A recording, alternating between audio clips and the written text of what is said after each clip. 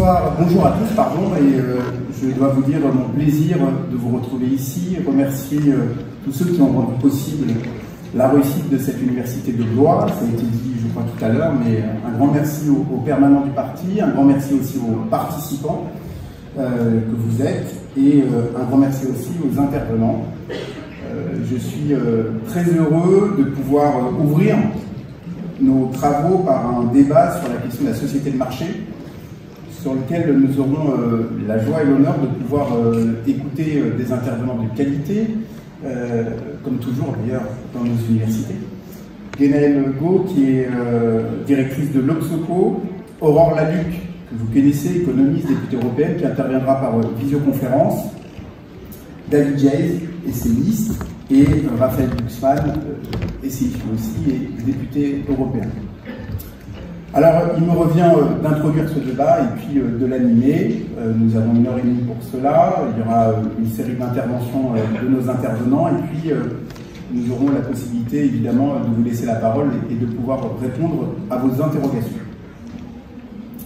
Toucher du doigt l'absurde, c'est certainement le sentiment que nous avons eu ensemble lorsque nous avons appris, en plein cœur de la pandémie du Covid, que le directeur de l'ARS de la région Grand Est avait confirmé la suppression des lits et la réduction des coûts du système hospitalier de sa région, alors même que nous vivions une crise sans précédent.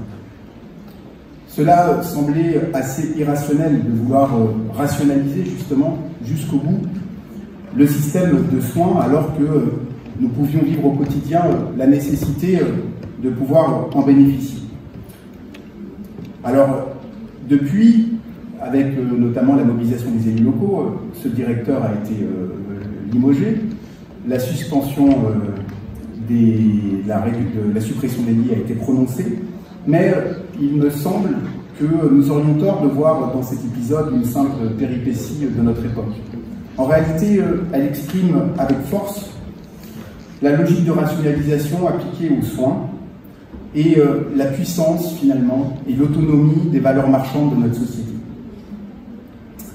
Dans son ouvrage, que je vous recommande, Ce que l'argent ne saurait acheter, Michael Sandel, qui est un universitaire américain, affirme qu'une société de marché est un mode de vie tel que les valeurs marchandes s'insinuent dans le moindre aspect des affaires humaines.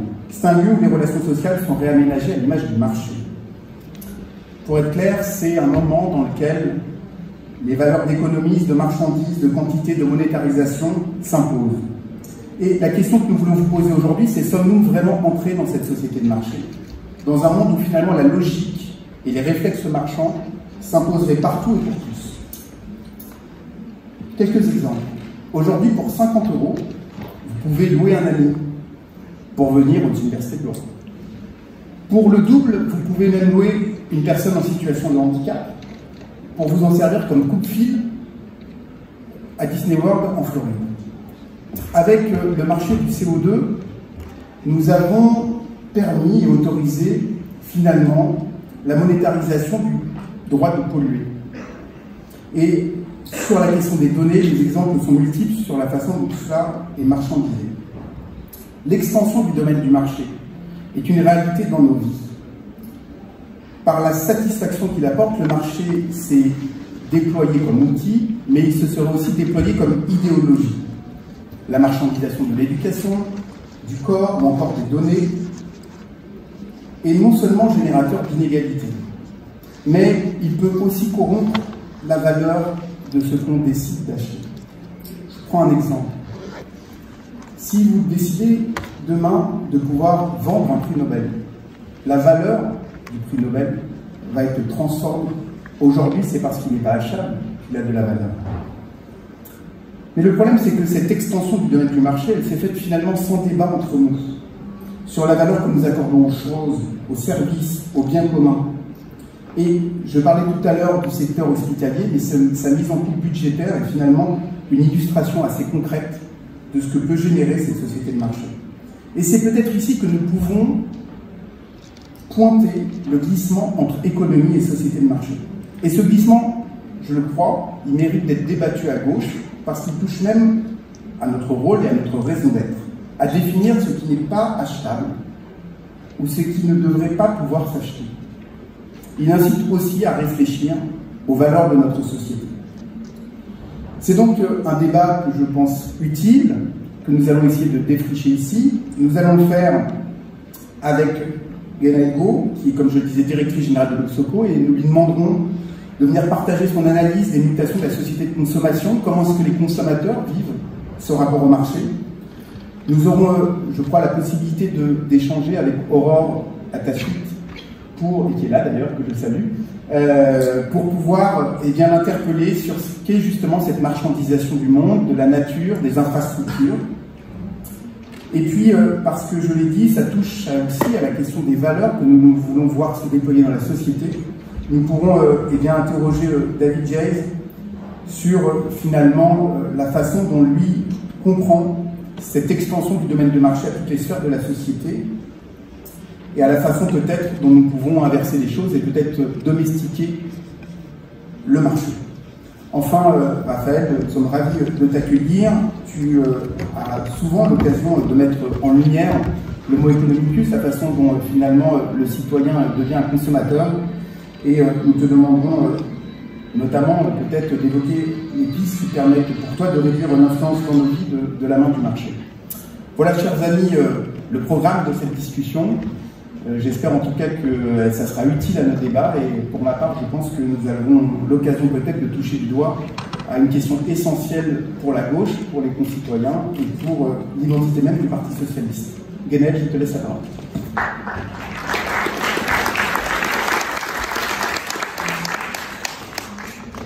J'ai le privilège d'enlever le masque et ça fait du bien. Je suis désolée, vous devez le garder. Comme le disait Maxime, en fait, à l'Obsoco, je travaille à l'Obsoco, qui est l'Observatoire de la société et de la consommation. Et on s'intéresse donc aux mutations de la société et de la consommation avec un parti pris. On s'est créé il y a une petite huitaine d'années, qui est que nous sommes dans une période charnière. Une période charnière de transformation du modèle de consommation et si on monte un peu aussi en généralité en fait de nos conditions et de notre modèle économique et social. Nous on regarde ça du point de vue de l'individu, donc du point de vue du consommateur, du citoyen, de l'individu qui réunit les deux. Et le point de vue de la consommation c'est intéressant parce que c'est de cette façon, c'est par ce bout-là que l'individu attaque le marché. C'est sa présence dans le jeu du marché que de consommer. Ce dont on s'aperçoit depuis quelques années dont on étudie les émergences, c'est que la consommation devient de plus en plus problématique, de plus en plus ambiguë. Je suis sûre que dans votre vie de tous les jours, vous le vivez également. Et c'est aussi un lieu de conflictualité. Alors un lieu de conflictualité dans notre société, on a des questions qu'on suit comme ça dans nos études, on demande aux joueurs s'ils veulent consommer plus, s'ils veulent consommer moins, s'ils veulent consommer moins mais mieux, etc. Et on voit bien qu'il y a des tensions qui s'expriment de plus en plus fortement dans notre société entre des gens qui veulent consommer plus, des gens qui veulent consommer moins, des gens qui veulent consommer autrement. Et puis ça se retrouve même sur le terrain du politique. On voit les gilets jaunes qui ont une attente de pouvoir d'achat, de pouvoir consommer. On voit par exemple les extinctions rébellions qui parlent de décroissance, de déconsommation. Et finalement on retrouve cette consommation un peu partout sur les terrains de conflictualité. Mais on retrouve aussi cette conflictualité, cette tension à l'intérieur de l'individu lui-même, à l'intérieur de chacun d'entre nous en fait. La proportion croissante, qui est largement majoritaire aujourd'hui, en tout cas dans nos études, d'individus français qui veulent consommer autrement, donc qui sont de plus en plus nombreux. Consommer autrement, ça veut dire c'est une question de santé, mais c'est une question d'environnement, c'est une question de conditions de production, comment sont fabriqués ou sont produits ce que je consomme, une attention supérieure à ça. Les gens veulent consommer autrement, ils veulent habiter autrement, ils veulent également travailler autrement, ils veulent se déplacer autrement, mais c'est pas facile en fait de faire ça, c'est pas facile entre des aspirations et des comportements, parce qu'il y a des aspirations, il y a des contraintes, et au milieu ça crée des comportements, et on voit bien qu'il y a des tensions en fait, à l'intérieur de l'individu lui-même. On le voit très bien quand on parle de consommation, ces grands messes de la consommation que sont par exemple les soldes. Vous savez, par exemple, il y a les soldes 2 fois par an, il y a aussi toutes ces opérations commerciales, le Black Friday, etc. Et on voit bien qu'on est tous, en fait, on a tous envie de faire de bonnes affaires, et les Français sont ravis des soldes, et en même temps, il y a une mauvaise conscience qui monte en puissance. On achète de plus en plus de choses inutiles. Les gens nous disent qu'ils sont contents de faire des bonnes affaires, mais en même temps que ça leur fait acheter des trucs inutiles, que ça titille leurs désirs, mais pas les désirs les plus nobles chez eux. Ils se demandent aussi, le prix c'est quoi finalement? Si tout d'un coup on est capable de baisser de 50% quelque chose, comment c'est produit au juste? C'est quoi le juste prix? C'est quoi la valeur des choses? Et donc ils sont de plus en plus perdus, parce que ces opérations commerciales, vous les voyez, elles se multiplient tout au long de l'année. Avec Internet, il y a aussi les ventes privées, etc. Et donc le juste prix, qui est une véritable question sociale, économique, politique, on ne sait plus ce que c'est. Et finalement, ça finit par se retourner et créer de la défiance. On s'interroge sur la valeur, on s'interroge sur le sens de tout ça. Et chacun essaie de trouver, en fait, à faire des bonnes affaires en essayant de tirer avantage d'un système qui perçoit de plus en plus injuste et de plus en plus aussi prédateur. Alors, il y a une façon de faire, et beaucoup aussi de nos clients le font, et beaucoup de politiques aussi peuvent le faire. C'est de se dire, bon ben, on se contente de renvoyer l'individu à son paradoxe. On dit, ouais, les gens sont paradoxaux, ils veulent ça, mais en fait, regardez, dans la vraie vie, voilà ce qu'ils font. Ils sont très préoccupés par l'environnement, mais ils continuent d'acheter des choses. Et c'est vrai, on voit en consommation, par exemple, on voit la montée en puissance de la consommation des signes de déconsommation. Vous avez peut-être acheté, vous, par exemple, ces magnifiques, toutes plus chères les unes que les autres, gourdes pour remplacer le plastique. C'est une façon où ces jeans très très chers, fabriqués à Saint-Malo avec un coton bio, etc. On consomme des gestes de consommation pour essayer de raccorder en fait cette dissonance cognitive. Mais cette schizophrénie, c'est quand même une vraie tension chez l'individu. Et en même temps, on peut comprendre parce qu'on n'a pas vraiment le choix. Et on voit bien aujourd'hui. C'est-à-dire qu'on se dit, bon, bah, si on ne consomme pas, il n'y a pas de croissance. S'il n'y a pas de croissance, il n'y a pas d'emploi, etc. Donc on est tous pris dans ce système-là. Et ce qu'on voit, nous, en fait, c'est que les gens aussi nous disent on ne veut plus de ce système-là, on veut sortir de ce système-là. Et ça renvoie en fait à notre modèle de développement. Et ça renvoie à une forme d'effondrement d'un modèle de modernité, en fait. La modernité, telle qu'on l'étudie, nous, il y a 3 piliers. Il y a le pilier de l'individualisation. C'est pas de l'individualisme, hein, on l'a trop souvent pris comme de l'individualisme. L'individualisation, c'est l'émergence, l'autonomisation, disons, de l'individu qui prend des marges de manœuvre par rapport au conditionnement par le groupe. Ça, c'est plutôt quelque chose que les gens vivent bien, cette autonomisation. Ça, c'est le premier pan, mais ça pose la question du collectif. Quel collectif? Comment refaire du collectif, etc. Puisque ça déstructure une société traditionnelle. Le deuxième pan de la modernité, c'était la foi dans la raison.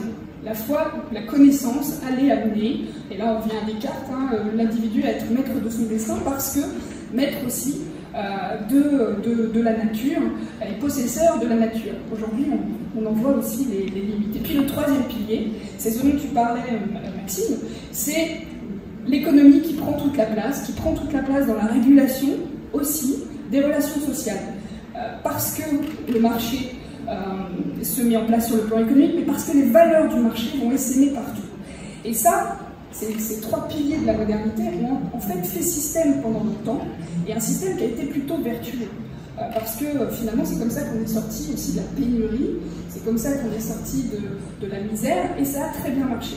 Sauf que quand on est arrivé, comme les gens nous disent, il y a à peu près 60% des gens qui nous disent maintenant on est arrivé au bout de ce système-là, on est assez équipé, ça va, on est dans une société, une satiété en fait.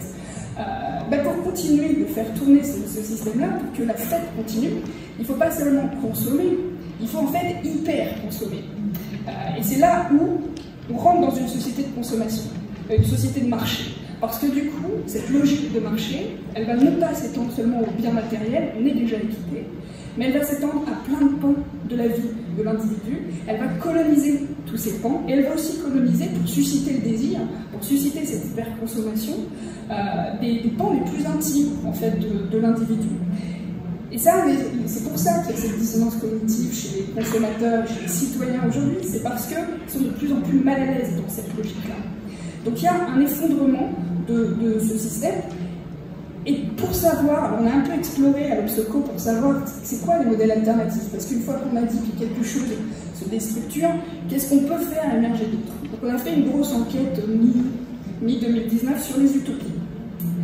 Et alors on a regardé un petit peu les systèmes aspirationnels, et puis on a testé 3 systèmes utopiques. On les a pas nommés comme ça, mais on a testé toutes leurs conséquences en termes politiques, sociales, économiques, sociétales, etc. Puis ensuite on a reconstruit, c'est un peu complexe, mais techniquement. Mais ces 3 systèmes utopiques, on a pu les évaluer. Et si c'est rapide, en fait, il y a le système technolibéral. C'est une sorte de continuation du système moderne avec la technologie, avec le transhumanisme, l'horizon du transhumanisme, le solutionnisme aussi technologique, pour les questions environnementales par exemple. Et puis il y a le système identitaire sécuritaire, c'est-à-dire celui d'une société nostalgique d'un passé qui est plutôt un âge d'or revisité, très dans la défense de son identité. Vous voyez bien en plan politique ce à quoi ça peut renvoyer un peu partout dans le monde. Et puis une utopie écologique. Et alors, quelle que soit la façon dont on calcule, l'utopie technolibérale, c'est la préférée de 15% des Français. L'utopie identitaire sécuritaire, c'est celle pour laquelle optent de façon privilégiée 30% des Français. Et mi-2019, on a vu l'utopie écologique, une société qui tendrait vers une forme de sobriété, le moins versus le mieux versus la quantité versus la qualité, etc. Moins mais mieux, en fait, c'est 55% des Français. Et alors on ne pensait pas refaire cette enquête tout de suite, parce que c'est des mouvements assez lents dans l'opinion, évidemment, mais on l'a quand même refaite en juin dernier, juste après le confinement, juste après que cette épidémie nous ait tous touchés. Et ce qu'on a vu, alors si les grandes masses ne bougent pas, en revanche, ce qu'on voit, c'est une intensification, une cristallisation, une crispation de toutes ces réactions contre une forme de système. Ce qu'on voit aussi, c'est une porosité de plus en plus grande entre l'utopie sécuritaire et identitaire et l'utopie écologique, qui se retrouve sur plein de choses comme le local, l'environnement c'est mon environnement, etc. Et on voit émerger d'ailleurs, quand on travaille un peu les données, un groupe par exemple de Français qui sont écologistes identitaires, qui n'ont rien à voir avec les écologistes tels que... Donc tout ce qu'on observe en fait dans nos études et dans ces évolutions de la consommation et de la société, renvoyait aussi, on a interrogé les gens sur le monde d'après, on a beaucoup parlé, et là c'est la gauche d'après, mais c'est pas un vrai mot non plus pour les Français, parce qu'ils étaient 9 sur 10 à nous dire oui, il faut revoir la façon dont on organise la vie en société aujourd'hui. Il y en a presque les 2 tiers qui nous disent qu'il faut revoir de manière radicale. Et aujourd'hui, il y en a hélas que 10% qui nous disent c'est à travers les institutions politiques traditionnelles qu'on va pouvoir le faire. Et donc là, il y a un vrai gap, il y a aussi une urgence, hein, parce que on voit aussi à travers nos enquêtes une légitimation de la violence, même si c'est pas moi, mais je la légitime quand même, qui augmente. Donc on voit qu'il y a une urgence à s'attaquer à cette société de marché, justement. Je pense que le PS, jusqu'ici, a plutôt bien embrassé finalement l'économie de marché, mais peut-être laisser filer la question de la société de marché, sur laquelle, en tout cas, aujourd'hui, les citoyens, consommateurs, citoyens, l'individu, en fait, est prêt à revenir. Et pour eux, et je pense que c'est peut-être une clé, alors on en reparlera, mais la question des modes de vie qui cristallisent à leur niveau, hein, qui posent les questions de l'individu, de l'individualisation, c'est-à-dire comment est-ce que je suis en capacité, moi, d'agir. Ils ont envie d'agir, ça pose la question de l'horizontalité. La question du progrès, on voit bien que ça ne s'articule plus comme autrefois, mais dans ces modes de vie, on peut aussi avoir la question de travailler en fait ce moins mais mieux qui peut amener à une autre forme de société. Un premier petit panorama. Merci.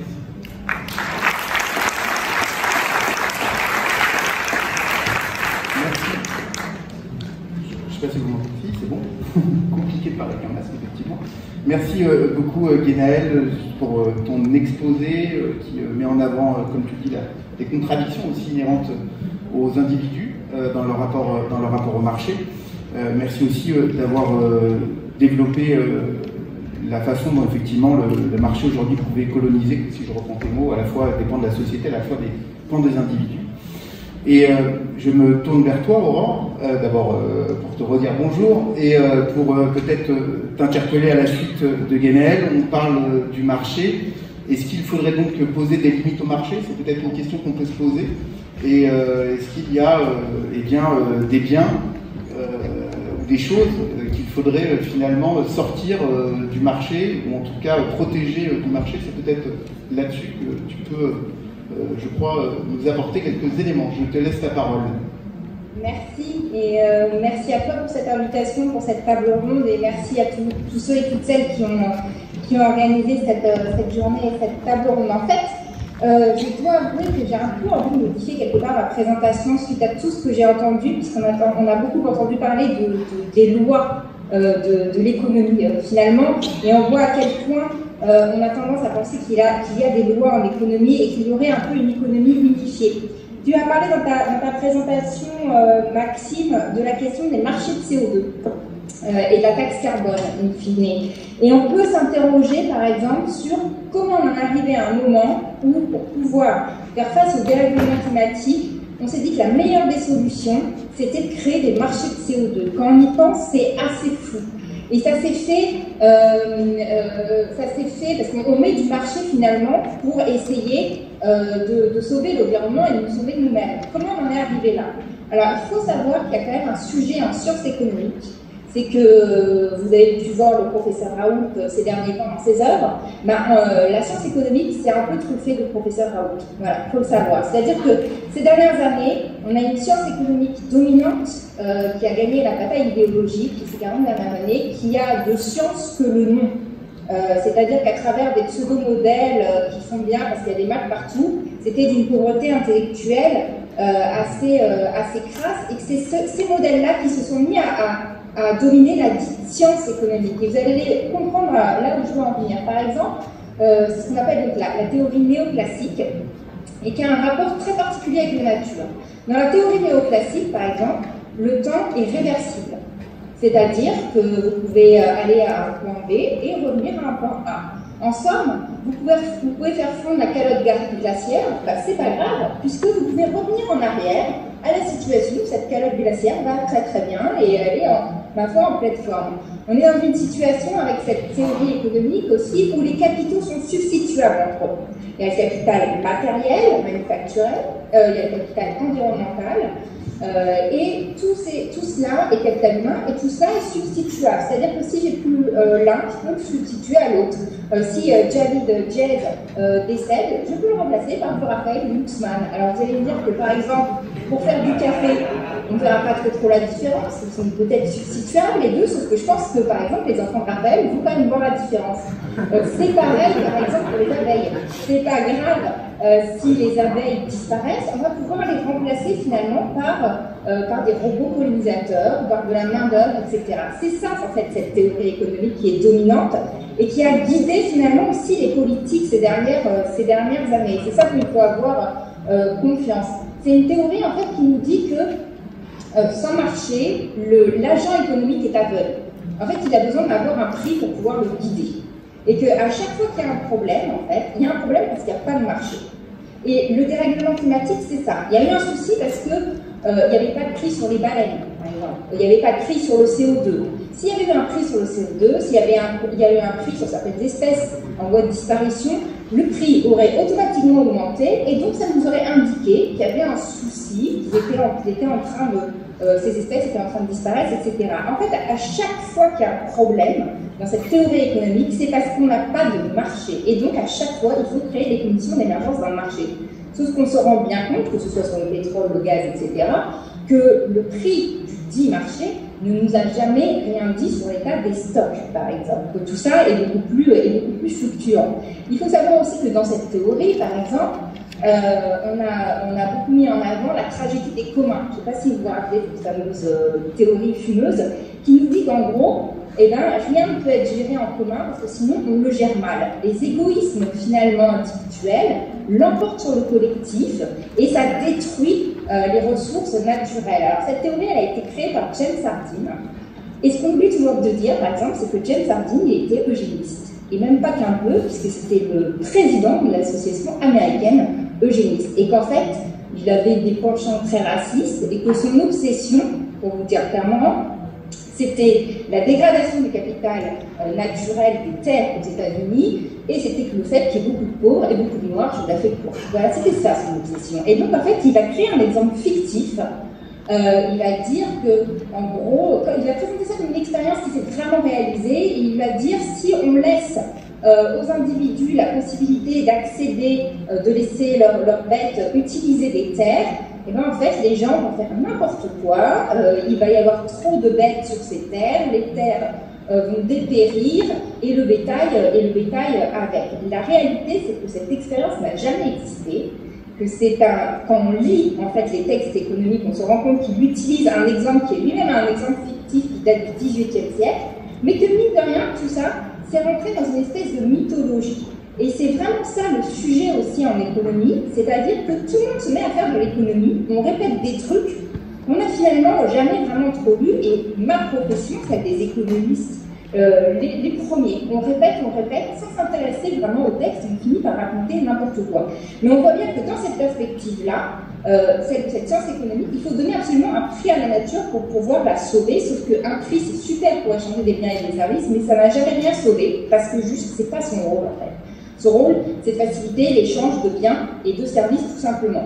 Donc d'un côté on a ça, de l'autre côté on est dans les années 80,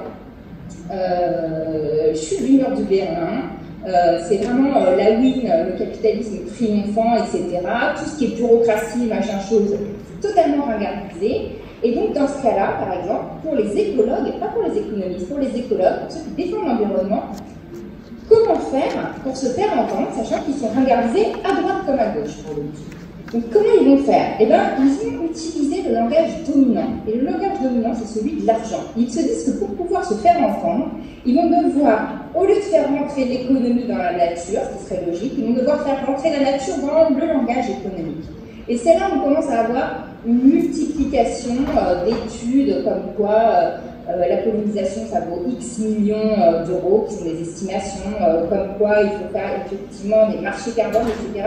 Ils vont utiliser tous ces moyens pour faire parler d'eux. Seulement on voit bien la difficulté ici, c'est que on ne change pas en fait de logiciel intellectuel, c'est-à-dire au lieu de se dire qu'il faut mettre l'économie dans les limites de la biosphère, et bien on fait l'inverse. Et l'autre sujet, c'est que dès qu'on rentre sur ce terrain-là, effectivement, comme tu l'as dit Maxime, on est dans la monétarisation de la nature et à ce jeu-là, on est souvent très très perdant parce que si je suis capable de vous dire que la pollinisation des abeilles en France c'est X millions d'euros, quelqu'un est capable de dire ouais mais regarde, si on faisait surtout dans la situation actuelle de récession, regarde si on faisait ça par de la main d'œuvre, ça nous rapporterait tant de points de PIB. Ou ça pourrait nous rapporter tant de points de PIB si on fait des robots pollinisateurs. Donc on est tout de suite extrêmement perdant dès qu'on rentre sur ce terrain-là. Alors pour défendre un peu quand même la discipline dont je suis issue à la base, il faut savoir qu'en fait en économie, il y a tout un pan des économistes qui avaient très très bien prévu ce qui s'est passé, c'est-à-dire la question du dérèglement climatique, etc. Je pense à William Capp. William Capp, dans les années 50, il vous écrit un rapport du GIEC, en fait. Et c'est un économiste, et il dit on va avoir des problèmes environnementaux majeurs, des mélanges de molécules, des cocktails chimiques, etc. Ça va tout dérégler. Et il nous faut des institutions, il nous faut de la norme pour pouvoir réglementer tout ça et faire en sorte que ça n'arrive pas. Voilà, donc côté économique, en fait, on avait, contrairement à ce qu'on croit, on était plutôt correctement outillés, mais il y a vraiment une bataille idéologique qui fait qu'on a perdu et qui fait que finalement on se met à avoir raconté un petit peu tout et n'importe quoi. Par exemple, il y a très peu de lois en économie, il y en a quelques-unes, et la question des infrastructures dont tu parlais tout à l'heure, ça a toujours été déterminé qu'il était impossible que ce soit géré par un marché. Pourquoi? Parce que pour des histoires de rendement croissant, etc., c'est bien trop gros pour que les opérateurs du marché puissent le gérer. En fait, ça n'existe pas dans la théorie économique quand ça fonctionne, et dans les faits, ça n'existe pas non plus. sauf qu'on est revenu là-dessus. C'était des acquis qu'on avait en sciences économiques, on n'en a pas beaucoup, on en a quelques-uns, et on est complètement revenu là-dessus, parce que souvent les gens qui en parlent pensent que c'est de l'idéologie, qu'il y a un côté gauche et qu'il y a un côté droit sur ces sujets-là. Et non, en fait, sur ce sujet-là, il n'y a pas un côté gauche et un côté droit, il y a un côté justement de réalité économique pour le coup, où les infrastructures électriques, tout ce qui est barrage, tout ce qui est train, ça n'a jamais fonctionné dans l'histoire économique quand ça a été géré par le marché. Ça ne fonctionne pas. Et par ailleurs, ce sont des économies de rente la plupart du temps. Et la rente, ça ne doit pas aller vers le privé, ça doit toujours aller vers le public. Donc il faut qu'on revienne, en fait, à travers la crise que l'on vit, à une sorte d'une espèce de folie, en fait, sur les questions économiques, qu'on revienne à des choses mesurées. Et je finirai là-dessus, parce que je pense que mon temps est bientôt fini, et qu'on refasse, en fait, de l'économie pour de vrai. Voilà. Et ça doit aussi nous inspirer au niveau européen. Qu'on refasse de la politique économique pour de vrai, qu'on sorte un peu d'une espèce de folie idéologique. Et par ailleurs, juste un petit clin d'œil, ça parlait de la main invisible, par exemple. Ben ça, c'est quelque chose qui est resté dans notre inconscient, la main invisible du marché. Sauf que, par exemple, Adam Smith n'a jamais parlé de la main invisible du marché. Ça a été repris par les néolibéraux et c'est rentré un peu comme ça dans nos discussions. La main invisible chez lui, c'était quand il ne comprenait pas un phénomène, en fait. Et ça a été traduit par c'est la main invisible du marché, mais en fait, quand il ne comprenait pas la façon dont bougeaient les astres, c'était aussi la main invisible. On parlait en fait à ce moment-là de main invisible. Donc on voit bien à quel point, en fait, il y a une bataille idéologique utilisée par certains politiques pour pouvoir finalement justifier, de manière très très douce, le fait qu'il fallait privatiser, qu'il fallait passer par le marché, etc. etc. Et il ne faut pas être dupe sur ce point-là, c'est vraiment la plupart du temps, juste en fait pour se faire de l'argent. C'est aussi simple que ça. Et il faut revenir à des choses saines, de l'investissement pour pouvoir faire la transition écologique, de la norme, de la réglementation et de la planification, comme on a eu jusqu'à très tard en France, qui est un outil de dialogue social. Voilà, j'ai dû être déjà trop longue, donc j'arrêterai là et merci beaucoup pour cette table ronde.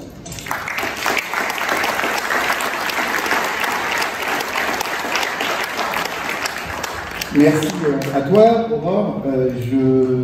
On a la chance de ne pas avoir à substituer David à Raphaël, malgré ce que tu dis. Et on va donc pouvoir leur laisser la parole à l'un puis à l'autre. Et je pense même que vous direz des choses différentes. Comme quoi, vous ne pouvez pas vous remplacer l'un à l'autre. David, je vais te laisser la parole, mais Aurore a bien mentionné la façon finalement dont les valeurs du marché ne sont pas neutres, d'une part, et deuxièmement, c'était peut-être substitué à d'autres, parce que si on ne peut pas déterminer la valeur des choses avec un prix, à partir de quoi doit-on les déterminer? C'est peut-être une des réponses que tu nous apporteras dans ton intervention. Je te laisse la parole.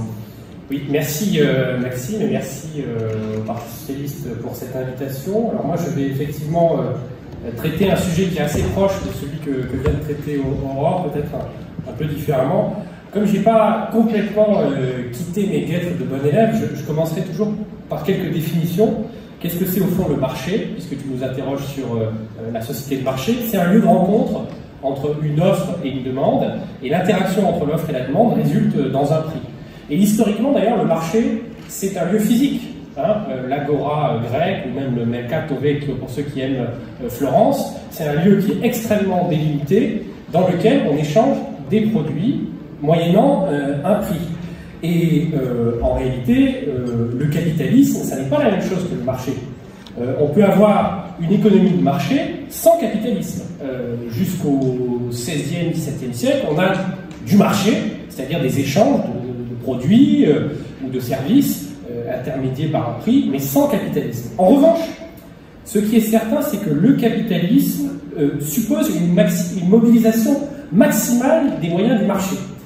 Regardons par exemple la première mondialisation, ce que les économistes appellent la première mondialisation, c'est-à-dire cette période à peu près entre 1850 et 1914, durant laquelle on a eu une explosion des échanges commerciaux, économiques, financiers, avec des niveaux d'intégration boursière qui n'ont rien à envier à ceux qu'on connaît aujourd'hui, hein, malgré des moyens de communication plus rustiques. Et bien ce qu'on voit, c'est qu'à cette époque, en réalité, on a eu une extension très forte du domaine du marché de deux manières. Une extension géographique d'abord, parce que par exemple, l'Angleterre, qui est la grande puissance économique de l'époque, eh bien, très vite, les industriels britanniques se rendent compte qu'ils sont un peu à l'étroit sur cette petite île britannique et ils ont besoin à la fois d'aller conquérir de nouveaux marchés, de nouveaux débouchés, mais aussi de faire déjà à l'époque de la division internationale du travail, des chaînes de valeur, et donc d'aller coloniser par exemple l'Inde pour un certain nombre de matières premières qui servent à leur production de draps, de soieries ou de textiles en général. Donc on a une extension géographique très forte. Et puis on a un phénomène beaucoup plus fort et beaucoup plus pernicieux qui est l'extension du domaine du marché qui était cantonné à l'échange autour des marchandises à des domaines de la vie sociale qui n'étaient pas dans le marché par exemple, au siècle précédent. C'est ce qu'a montré un auteur qui m'est très cher, qui s'appelle Karl Polanyi, dans La Grande Transformation, où il montre que, durant cette première mondialisation, on va marchandiser la terre, par exemple. La terre, sous l'Ancien Régime, elle est propriété des privilèges de l'aristocratie, elle est incessible, inaliénable, etc. Et puis là, tout d'un coup, on se retrouve avec un marché foncier. On achète et on vend de la terre comme on achète et on vend une chaise, une table, une marchandise.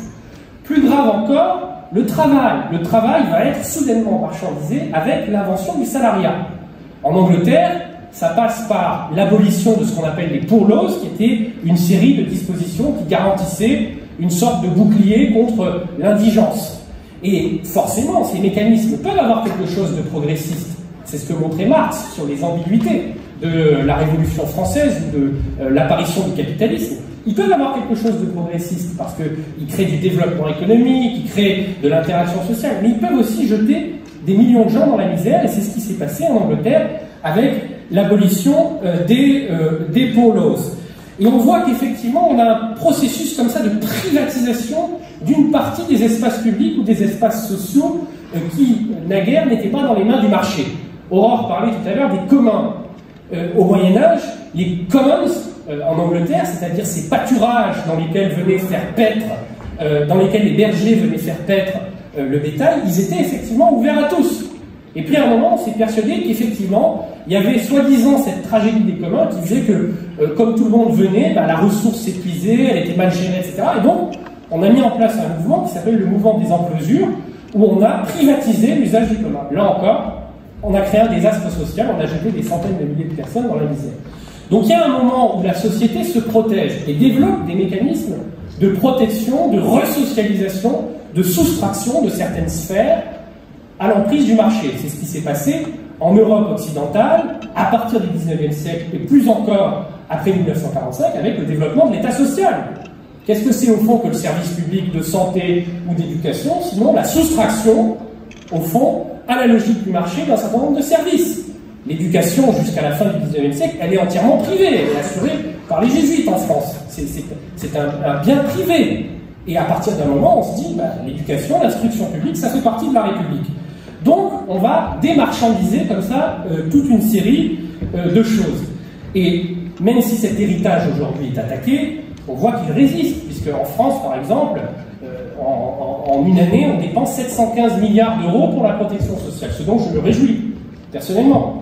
Ça veut dire qu'on soustrait à la logique du marché toute une partie des pans de notre vie, la santé, la retraite, le chômage, etc. On le met en quelque sorte hors marché.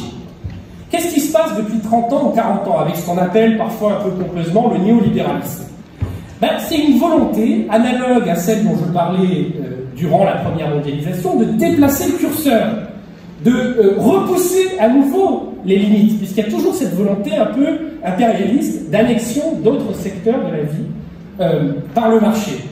Donc on a cette volonté de repousser les limites géographiques avec les chaînes de valeur globales, dont vous avez beaucoup entendu parler au moment du Covid, où on va externaliser les productions dans des pays à bas coût et surtout qui ne respectent pas les normes environnementales. Donc ça, c'est l'extension géographique. Et puis, ce dont je parlais tout à l'heure aussi, l'extension à d'autres domaines de la vie. On le voit, par exemple, avec le recul des services publics, particulièrement attaqué dans les pays anglo-saxons, avec cette volonté de contractualiser les fonctionnaires, par exemple, donc de casser le statut de la fonction publique, avec la privatisation de la santé ou de certaines infrastructures critiques. Alors, et je terminerai par là, Le Covid a été une expérience limite de ce point de vue, parce que le temps s'est arrêté, les gens ont suspendu leur routine métro, boulot, dodo, et ils ont, pour beaucoup d'entre eux, pris conscience de à quel point la société s'était marchandisée, et à quel point tous les rapports sociaux, ou presque tous les rapports sociaux, étaient désormais pris dans les raies de la relation marchande. Le grand déménagement du monde, la privatisation des services publics. Alors, qu'est-ce que c'est que notre tâche historique, si j'ose dire? Eh bien, c'est de repousser à nouveau les murs.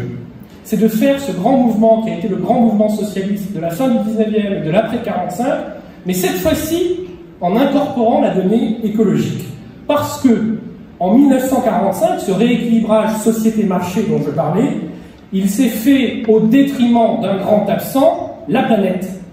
Parce que l'industrialisation, ce qu'on a appelé la grande accélération, l'urbanisation à outrance, la pression sur les ressources naturelles, les pollutions en tout genre, c'est aussi ce qui a permis de financer la protection sociale. C'est-à-dire qu'on a indexé le progrès de la protection sociale sur une dynamique d'industrialisation, de croissance à outrance, qui n'est pas soutenable du point de vue écologique. Donc notre tâche, elle est d'une ampleur historique, non pas seulement équivalente à celle des fondateurs de l'État social, elle est même plus compliquée, parce que nous devons préserver la qualité de vie, la protection sociale, la sécurité sociale que nos grands-parents ont mis en place. Mais nous devons aussi prendre en compte la donnée écologique, et donc nous devons faire reculer les frontières, mais sans compter sur les ressources propres de l'industrialisation et du capitalisme. Alors, je termine là.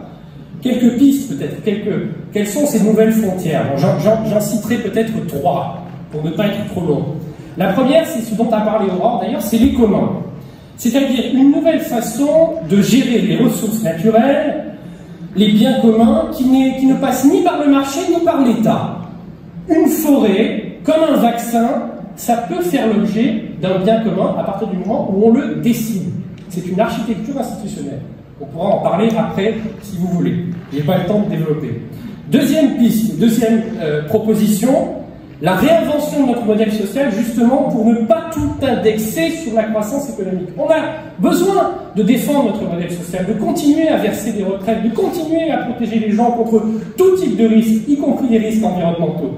Mais nous avons aujourd'hui une logique dangereuse qui fait que ce modèle social n'est financé que sur la croissance, l'industrialisation et donc la destruction de notre écosystème. Il va falloir repenser ces équilibres, et ça mérite mieux que des slogans. Et puis, troisième axe, et je terminerai là, qui m'est très cher, c'est la démocratie. On voit aujourd'hui que notre société devient, pardonnez-moi de le dire, toxique, inhabitable. On n'a jamais crié aussi fort, on ne s'est jamais autant détesté dans l'espace public et dans le débat public. Et ça, je crois que ça tient beaucoup, pas à un soi-disant ensauvagement de la société, mais beaucoup au fait qu'on a détruit méthodiquement la figure du citoyen pour lui substituer dans tous les rapports sociaux la figure du consommateur. Et je prends cet exemple qui m'est cher, ce sont les agressions et les incivilités auprès des élus locaux. Les élus locaux dans des petites communes, ce sont des bénévoles de l'intérêt général. Ils font ça, en général, pour presque rien, ça prend un temps fou, et ils le font avec plaisir. Simplement, ils sont de plus en plus agressés pour des dépôts d'ordures sauvages, comme c'était le cas avec le maire de Signes l'année dernière, pour du parking sauvage, pour des incivilités. Et une des raisons pour lesquelles aujourd'hui la figure de l'élu est en danger, c'est parce que beaucoup de citoyens n'ont plus en tête cette conception de la citoyenneté où l'élu est dépositaire du bien public, mais ils ont une logique, pardon du mot, purement transactionnelle de la politique, de client. C'est-à-dire que le maire, ça n'est plus qu'un prestataire de service. Tu dois me faire ma place de parking, tu dois me faire le dépôt d'ordures là où j'en ai envie.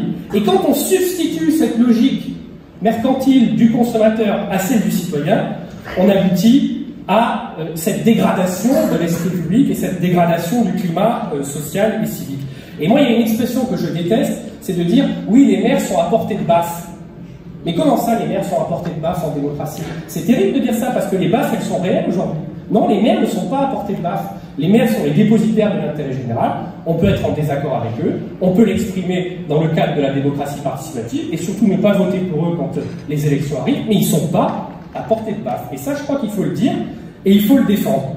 Donc je ne peux pas m'étendre trop longuement, mais voilà quelques perspectives qui nous permettent d'envisager effectivement ces nouvelles frontières, cette façon de repousser en quelque sorte les limites du marché dans la sphère dont il n'aurait finalement jamais dû sortir, qui est celle de la sphère de la production économique. Et ça, c'est un grand chantier qui attend tous les progressistes, tous les écologistes, tous les républicains, tous ceux qui sont soucieux finalement de l'intérêt général.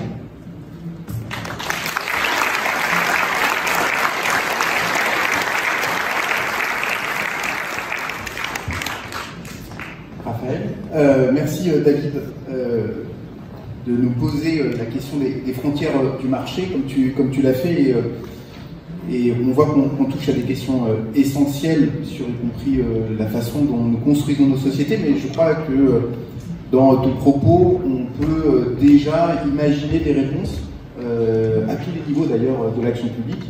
Je pense comme toi que c'est un chantier majeur pour la définition même de la gauche, mais c'est aussi des choses une réflexion qui vient percuter aussi la façon dont nous pouvons agir en tant qu'élus locaux, mais aussi dans nos collectivités, qu'elles soient départementales ou régionales. Je pense que c'est un moyen aussi peut-être de rentrer sur des sujets majeurs pour nos concitoyens de manière un peu différente. Alors Raphaël, je vais te laisser la parole. On a évoqué toute une série de sujets, je vais te permettre d'y contribuer. Il y a peut-être un élément qu'en vous écoutant, David, que tu as peut-être pas souligné, même si je sais que tu y es très sensible, c'est que tu parlais de la question de l'extension du marché à de nouveaux pans, comme tu l'as développé, à de nouvelles sphères.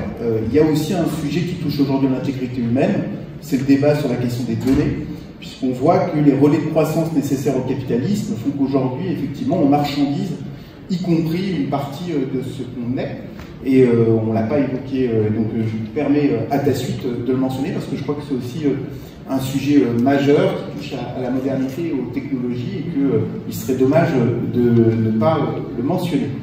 Raphaël, je te laisse la parole. Je te remercie, et je vous remercie toutes et tous d'être là. C'est un réel plaisir.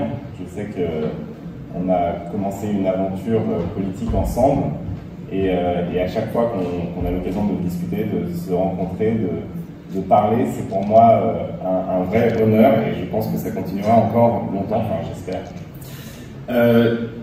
Alors moi je vais prendre le sujet un peu de l'autre biais, parce qu'en fait, comme l'a rappelé David, ces logiques du marché, ces logiques de la marchandisation, elles ont toujours été là. En réalité, quand on voit l'Église qui vendait des indulgences, on marchandisait le paradis, le salut, l'âme des êtres humains. Et donc ces logiques ont toujours été là, mais comme ça a été dit aussi, elles ont été face à d'autres logiques qui justement démarchandisaient.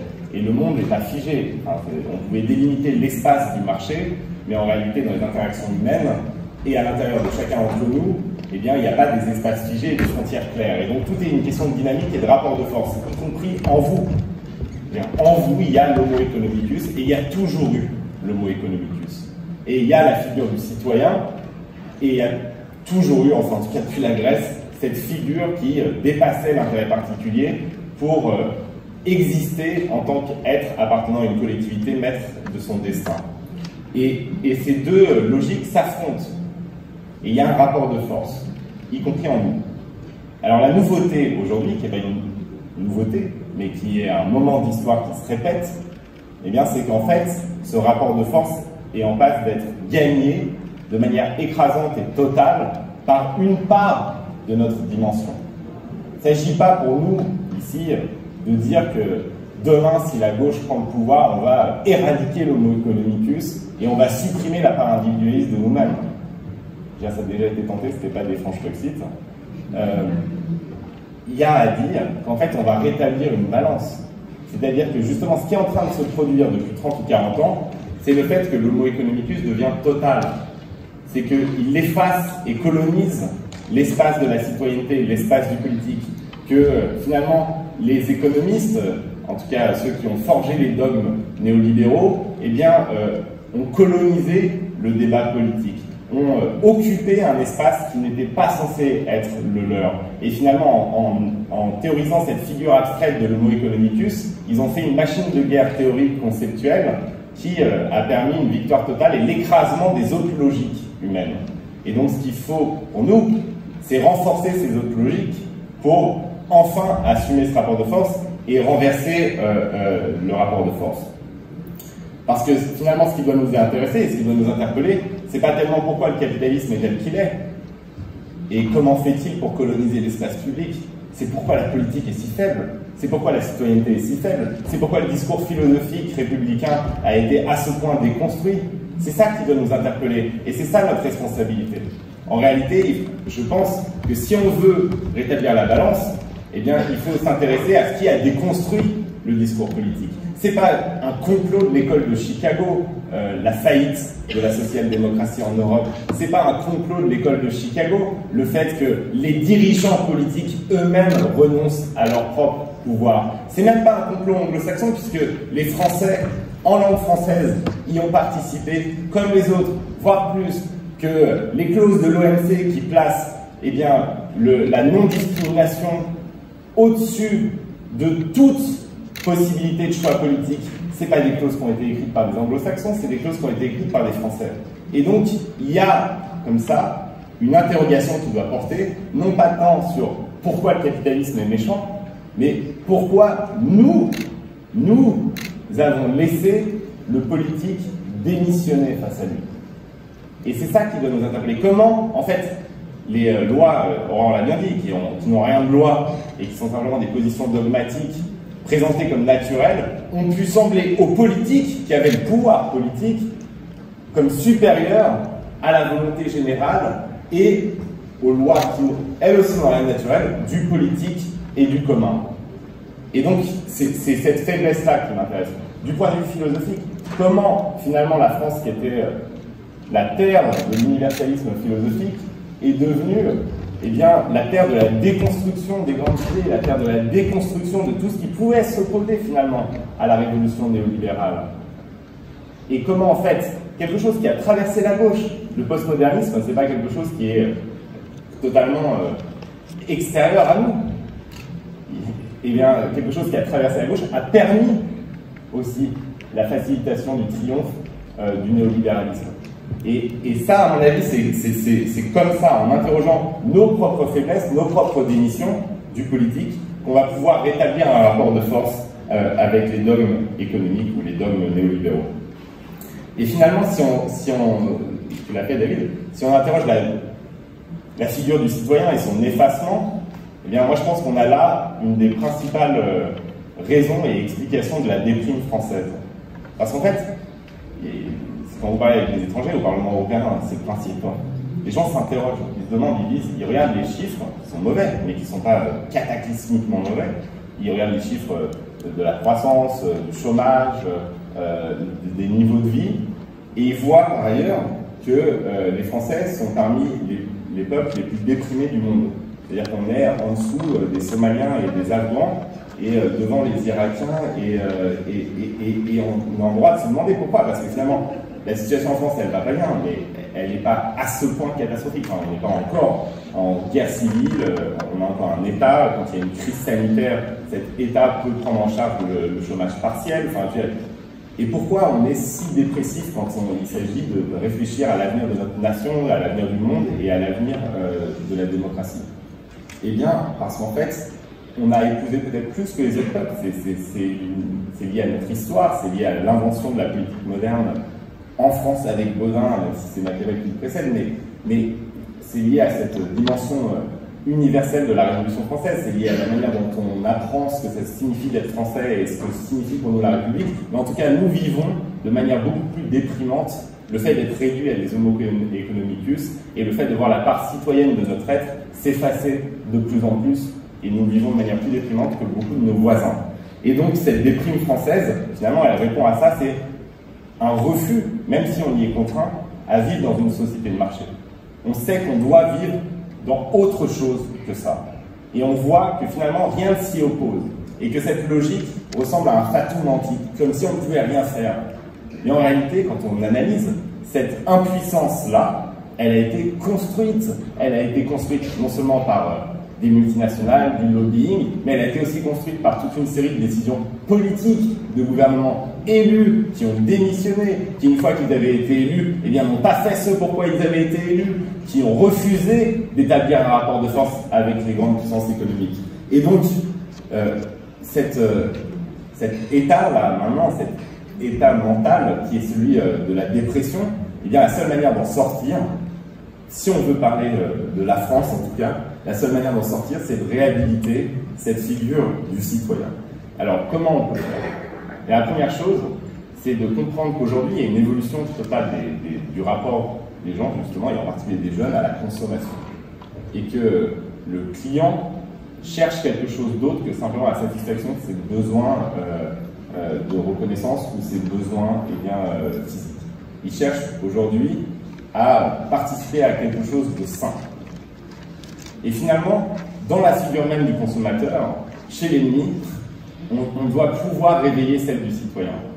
Et ce qu'on est en train de faire en ce moment, par exemple sur la question du travail forcé des Ouïghours et de la complicité des grandes marques internationales, des marques qu'on porte tous, des marques comme Zara, des marques comme Adidas, Nike, Lacoste, des marques qui sont dans le quotidien des gens et qui finalement bénéficient du plus grand internement de masse aujourd'hui dans le monde, eh bien, en lançant des campagnes par des gens qui achètent ces marques-là, mais qui disent, en faisant cela, vous nous rendez complices d'un crime contre l'humanité, et moi je ne veux pas en consommant être complice d'un crime contre l'humanité. En faisant cela, on réveille chez le consommateur le citoyen. Et c'est ce qui fonctionne, puisqu'il y a des dizaines de milliers de jeunes qui participent activement à chacune de ces campagnes. Il y a les activistes pour le climat qui changent les étiquettes dans les magasins, il y a les féministes qui font des collages devant les magasins de ces marques-là, et finalement tout ça de manière spontanée sans que ce soit organisé, parce que ça réveille quelque chose en nous qui nous dit que peut-être derrière le consommateur peut se cacher la figure du citoyen. Et ça doit se traduire ensuite, et c'est ce sur quoi on travaille au Parlement européen, par un acte législatif. Ça doit se traduire par la possibilité d'imposer aux multinationales un changement de business model via le retour de ce qui avait totalement disparu, c'est-à-dire la responsabilité et la possibilité de la justice. Ça veut dire que ce modèle de chaîne de valeur complètement éclaté, qui s'appelle le devoir de vigilance, et je suis rapporteur pour la sous-commission droit d'un projet de rapport et de législation sur ce devoir de vigilance à l'échelle européenne. Et finalement, le business model et cette chaîne de valeur éclatée, ça permet d'irresponsabilité. C'est-à-dire que Zara va expliquer que ses fournisseurs en Chine, eh bien, ils n'ont pas contrôle sur eux et finalement, ils ne peuvent pas être accusés des crimes commis par les fournisseurs. Et nous, on va étendre la chaîne de responsabilité à l'ensemble de la chaîne de valeur. Pour que, finalement, face à l'externalisation de la production, on ait l'externalisation des normes, l'externalisation des droits. Et comme ça, en fait, en s'appuyant sur cette figure du consommateur qu'on doit dépasser, eh bien, on arrive à réveiller un acteur citoyen dans le consommateur. Ensuite, il y a un combat qu'on mène avec Aurore et beaucoup d'autres à Bruxelles, c'est le combat contre les dogmes et les carcans qui étouffent le politique. Le grand triomphe de la société de marché et de la logique du marché sur la logique du politique, ça a été d'expliquer qu'au nom de lois naturelles, il y avait des choses qui étaient impossibles pour le politique. Que finalement, il y avait des règles universelles qui sortaient de la logique du marché. Et notamment, la transformation finalement du libre-échange et de l'austérité en religion, en imposant des normes et des carcans, en entrant dans le marbre des statuts, eh bien ça a fait que la politique était atrophiée.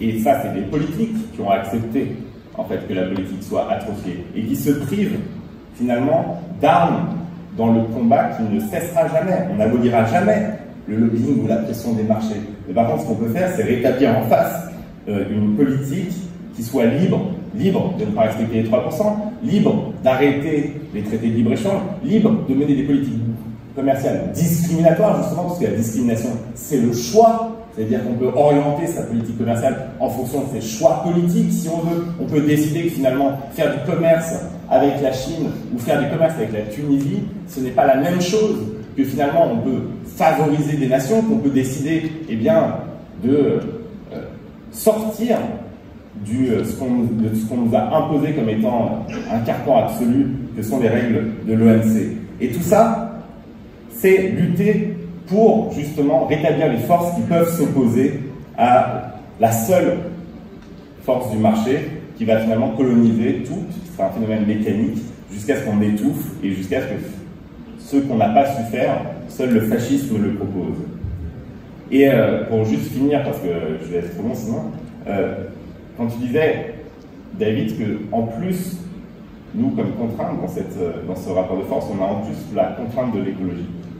C'est-à-dire qu'on doit le faire dans un cadre fini, en ne pouvant pas penser une expansion illimitée de la production, de la consommation, contrairement aux années 40 ou 50. C'est vrai, mais c'est ce qui va nous permettre de gagner.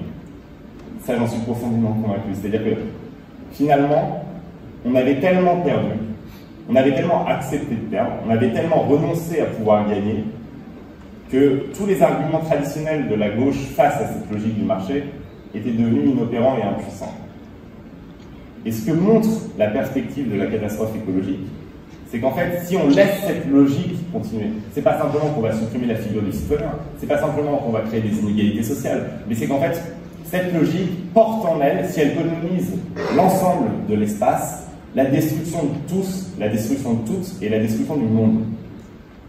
Et donc face à cette perspective-là, une écrasante majorité des gens, quand ils sont confrontés à cette perspective, ils acceptent l'idée qu'il va falloir renforcer le politique, qu'il va falloir renforcer l'autorité politique, qu'il va falloir renforcer la dimension républicaine de notre être pour justement éviter cette catastrophe.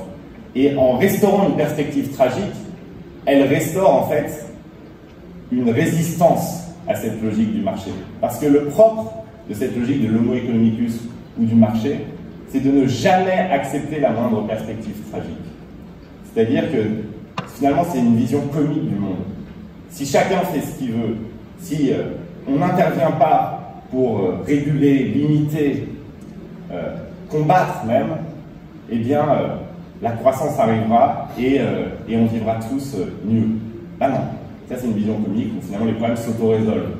Bah non, c'est pour ça que la politique a été inventée, c'est précisément parce que les problèmes ne s'auto-résolvent pas et qu'il faut à un moment un choix de tous et toutes, le choix de la cité qui tranche. Et c'est cette capacité à trancher qui avait été supprimée par la lâcheté des politiques et qui aujourd'hui est restaurée par un impératif écologique.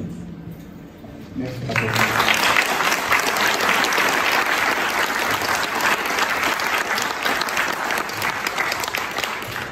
Merci beaucoup à toi. Il nous reste une vingtaine de minutes, mais je l'avais dit en entrée de jeu, c'est un débat que nous ne faisons que défricher, et donc je sais que nous aurons certainement l'occasion d'y revenir à d'autres occasions. Je vais laisser celles et ceux qui souhaitent prendre la parole le faire. Il faut s'approcher du micro, puisque pour des raisons sanitaires évidentes, ils ne vont pas vous le faire passer dans la salle. Et je vous demanderai donc d'être court si possible, et puis je laisserai les intervenants répondre s'ils le souhaitent. Alors, qui...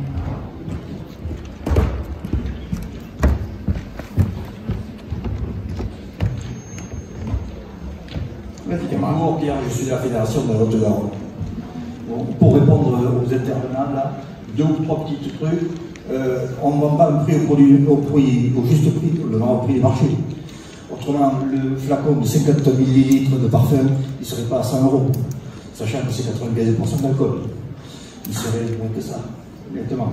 Un jeans coûte 10 €, mais quand il est déchiré et usé, il vaut 54 €. Donc on achète toujours au prix du marché et non pas au juste prix.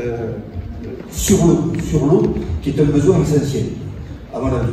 Mais quand on regarde en France, quand vous avez fait Veolia, Suez et la SOR, il n'y a pas grand monde derrière. Donc on n'est plus un système libéral, mais on est dans un oligopole. Ce n'est pas un monopole, c'est de l'oligopole. Donc on a du mal à s'en dépêtrer.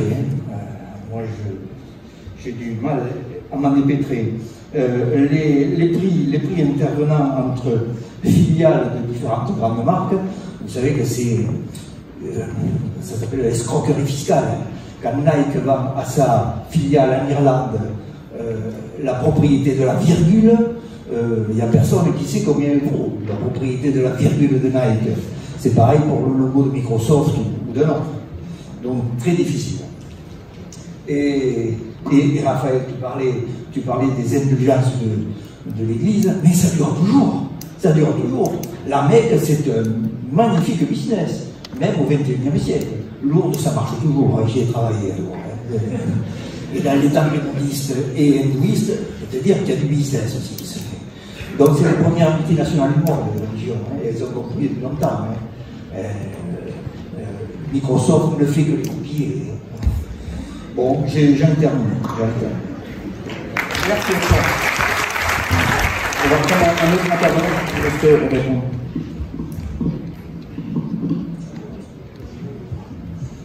Bonjour à tous, Martin Bussy, Fédération de Paris, adjoint au maire du 20e.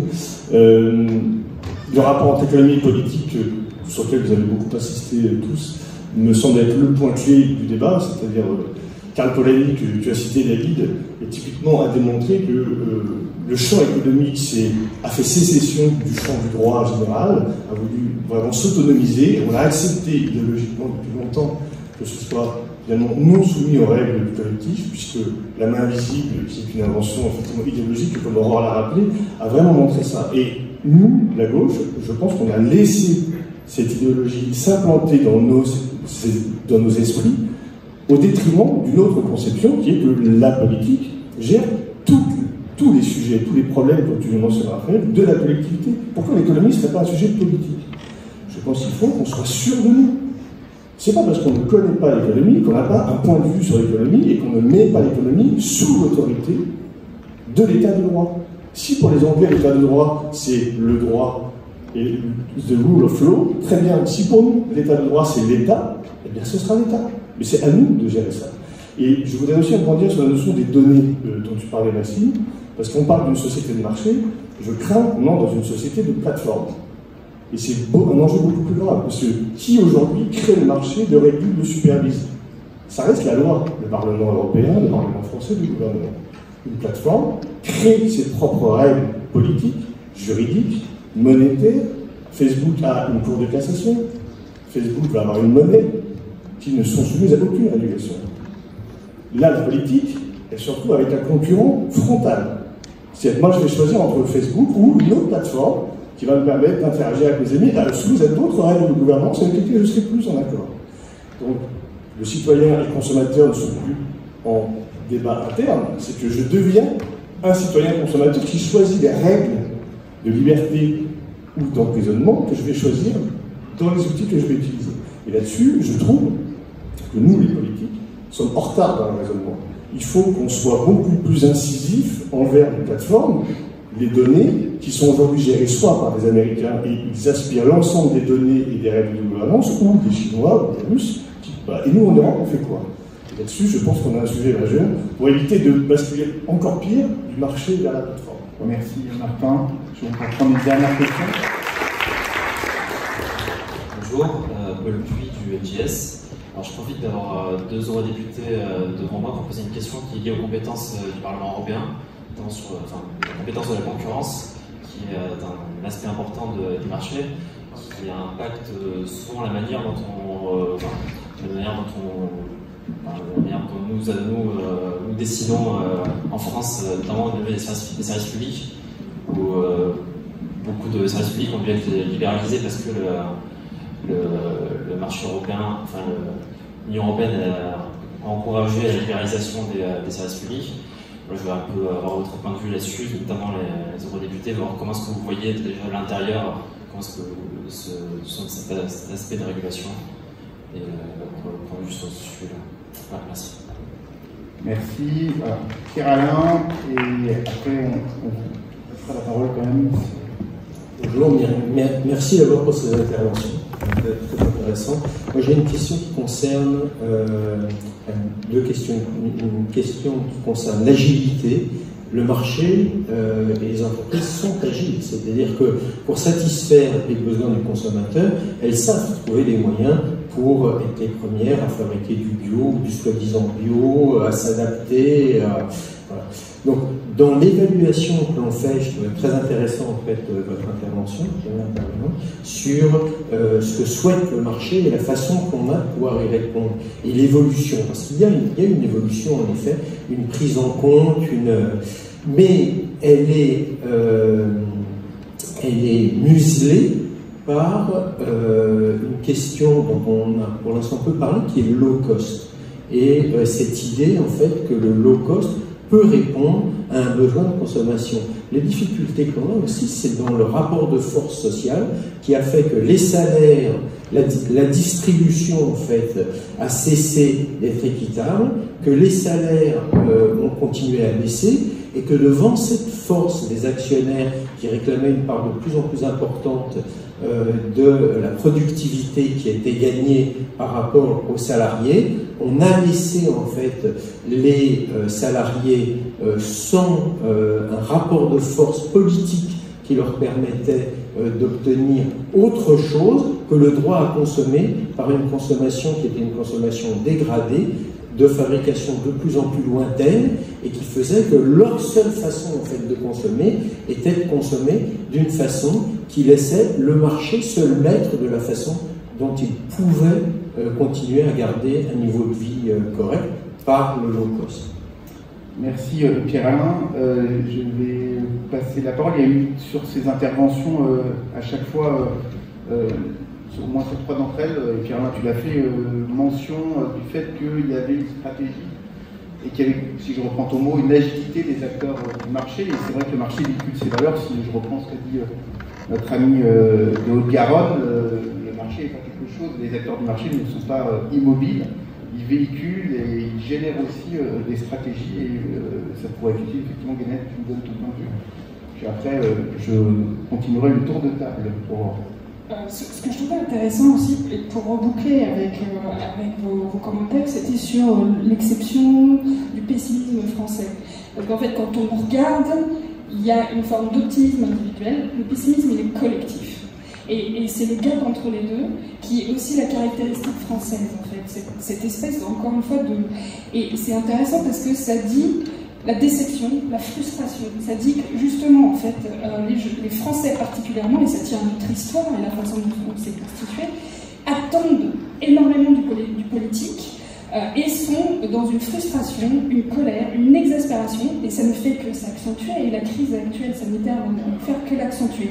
Et donc, ils sont frustrés, ils se retournent là où ils ont du pouvoir, et même un suffrage quotidien, qui est celui de la consommation, qui n'est pas indépendant du système de développement, mais qui est très politique, et ils en font quelque chose de politique. Donc, ils s'adressent dans leur façon de consommer, ils essayent.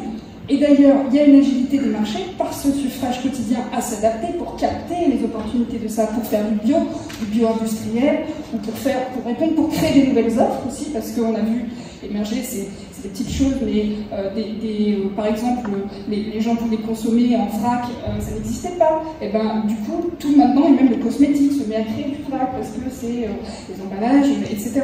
En fait, le marché finit par capter ces attentes-là, à les détourner. Et on voit bien aussi comment les attentes sociétales, avec la loi Pacte, pourraient répondre. Sauf que derrière, en fait, l'individu, puisque les citoyens et consommateurs à la fois, et ça suffira pas, parce que les entreprises ne couvrent pas tout le champ du social, ne répondent pas aux biens qui doivent être immatériels pour les Français, que sont la santé, la culture, l'éducation, etc. Et puis surtout, les entreprises, elles s'adressent aux consommateurs. Et il y a une question aussi des limites de cette consommation, de ce que permet la consommation. Et puis pour revenir sur le juste prix, en fait c'est très... le juste prix, pour les Français justement, c'est pas le prix moins cher, loin de là, et de moins en moins, en fait c'est celui qui va faire attention à l'environnement, garantir la protection de l'environnement, garantir aussi les conditions pour les producteurs. Et ça, du coup, ça ne veut pas dire exactement la même chose en termes de... quand on pense à ça. Et c'est aussi pour ça qu'on voit, on parlait tout à l'heure du Black Friday, des soldes. Moi, ça m'a marqué l'année dernière, parce que c'est la première fois où un événement comme ça est devenu très politique. Avant, on faisait des soldes, on ne les faisait pas.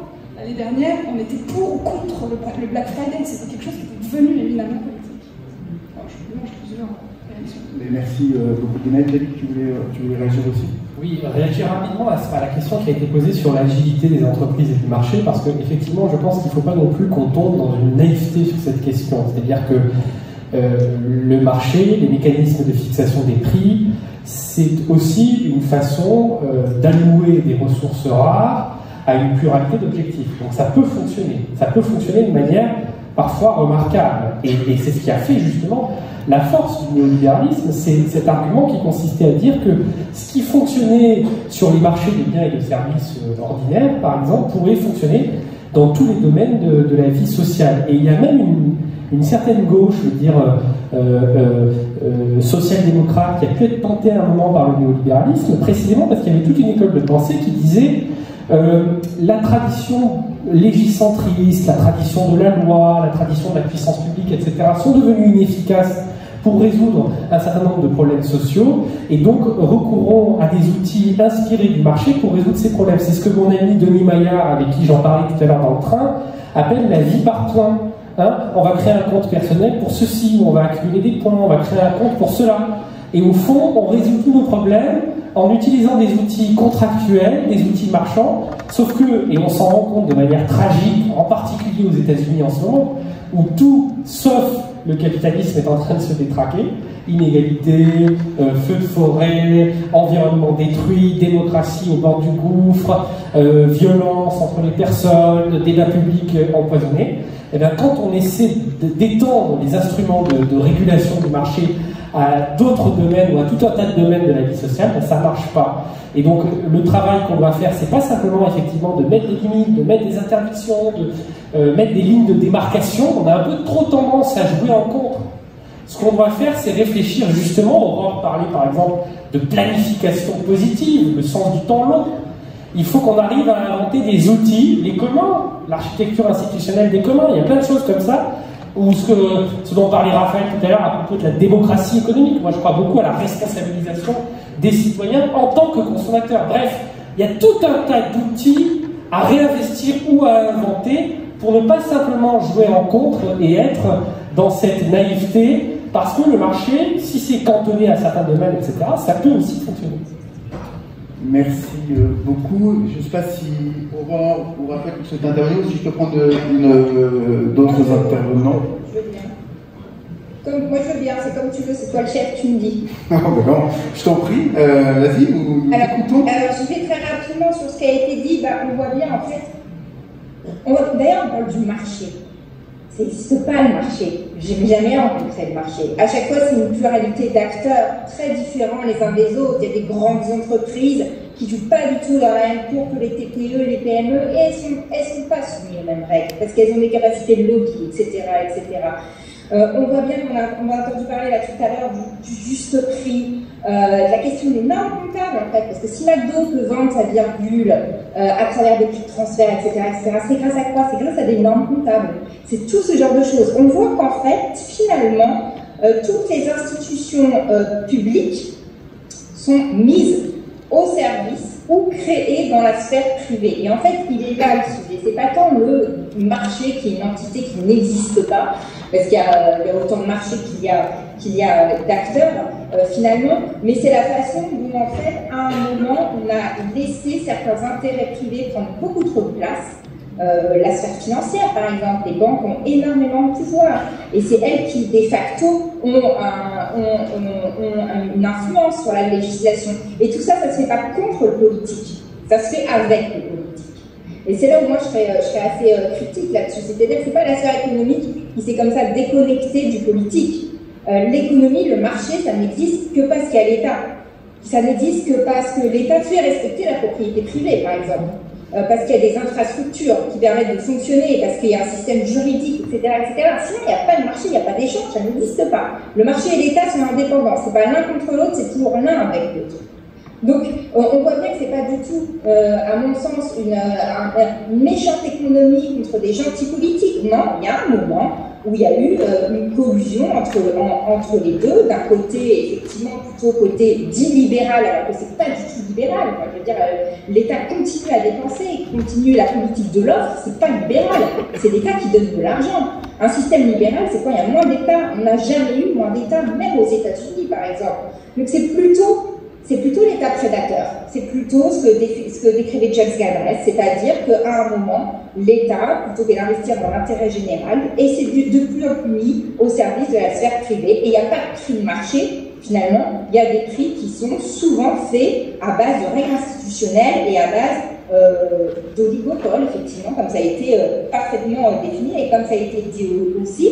Il faut que le politique reprenne le lead, et c'est ce que disait toujours Keynes. Keynes, il disait, les politiques doivent être au volant, les économistes à l'arrière. L'économie, c'est de la technique. Il n'y a aucune loi en économie, quasiment. C'est de la technique. Donc les politiques devant, les économistes à l'arrière. Et sur la question de la concurrence qui a été posée, je finis là-dessus, c'est le sujet majeur. C'est le sujet majeur au niveau européen. Beaucoup plus que le pacte de stabilité et de croissance, sur lequel on s'assoit, français et allemands, comme on veut, quand on veut. Le vrai sujet, c'est la question effectivement de la concurrence, alors, qui ne touche pas tout, qui ne touche pas par exemple la question de la protection sociale, etc., mais qui touche la question des infrastructures. Et ça, c'est un vrai sujet, parce qu'en fait, fondamentalement, l'approfondissement de la zone euro et de l'Union européenne, même si le droit de la concurrence a toujours été un de ses piliers finalement, a été fait à un moment où on était dans une espèce d'idéologie néolibérale triomphante, et je ne sais pas pourquoi, nous les Européens, on a acheté ça content. Et ce qui fait qu'on a par exemple une politique monétaire qui, d'un point de vue, quand on fait de l'économie un petit peu sérieusement, est complètement absurde et folle. Enfin, moi, chaque fois que je travaille sur la BCE, etc., mon cerveau bug à chaque fois. Enfin, c'est comme si vous aviez des outils en médecine et on vous disait on n'a pas le droit de les utiliser. L'aspirine, non, on ne va pas utiliser l'aspirine. Le Doliprane non plus. Les scalpels, on n'a pas le droit d'utiliser seulement 10% des scalpels. C'est aberrant, en fait, d'un point de vue économique. Voilà, donc il faudrait qu'on revienne, en fait, à des envies politiques de manière très décomplexée, et derrière, l'économie, ça suivra. Voilà. Merci, Aurore. Alors, chers amis, il est 17h, je vais laisser évidemment Raphaël réagir. Je vous proposerai qu'on ait deux dernières interventions, parce que on a un camarade qui attend depuis quelques temps, qui parlera à la suite de Raphaël.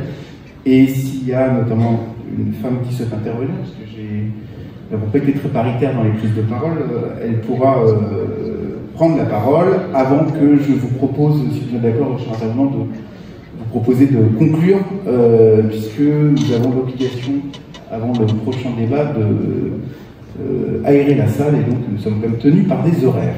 Donc Raphaël, je te laisse la parole, puis après deux interventions de la salle. Ouais. Très brièvement, ce que vient de dire Laurent est fondamental. En fait, ce qui s'est passé, c'est qu'il y a eu un rapport de force qui a été gagné, et par les néolibéraux, mais qui ont eu l'intelligence d'inscrire dans le marbre l'état du rapport de force à un moment donné. Et la gauche européenne s'est complètement aplatie face à ça, et a accepté que ce soit gravé dans le marbre. Et donc on se retrouve aujourd'hui avec une situation incroyable où on sort d'une crise, on s'est rendu compte qu'on n'est plus capable de produire des masques, qu'on n'est plus capable de produire du Doliprane, qu'on n'est plus capable de produire quoi que ce soit, et qu'on est totalement dépendant des autres, et que finalement, cette globalisation qu'on pensait être une expansion de nos principes s'est transformée en une vassalisation de nos cœurs et de nos corps, et on se retrouve incapable de sortir des logiques qu'on produit cette impuissance. Que ce soit la libre concurrence à l'intérieur ou le libre-échange à l'extérieur, finalement, la force, c'est d'avoir des gens de gauche qui, au Parlement européen, nous ressortent exactement le mantra des libéraux. Parce que finalement, c'est admis, c'est acquis, que c'est une règle, que c'est une règle universelle, que c'est pas une affaire de choix politique. C'est comme ça, et c'est écrit dans la charte de l'OMC. Et quand on a en commission du commerce international, eh bien, un social-démocrate qui vient nous expliquer la vie et qui nous dit quoi? Qui nous dit que de toute façon, oui, il faut mener des politiques plus sociales, oui, il faut mieux prendre en compte l'écologie, mais il n'empêche que la charte de Marrakech, c'est quand même la base. Et que donc c'est dans ce cadre-là qu'il va falloir s'occuper d'écologie et de social. Eh bien, ça montre quoi? Ça montre que finalement, il y a un refus de ce rapport de force du côté des gens qui se prétendent sociaux et écologiques. Et que finalement, eh bien, les néolibéraux ont gagné, mais ont réussi cet entourloupe incroyable de faire adopter leur propre logiciel comme étant une base saine de discussion pour les autres.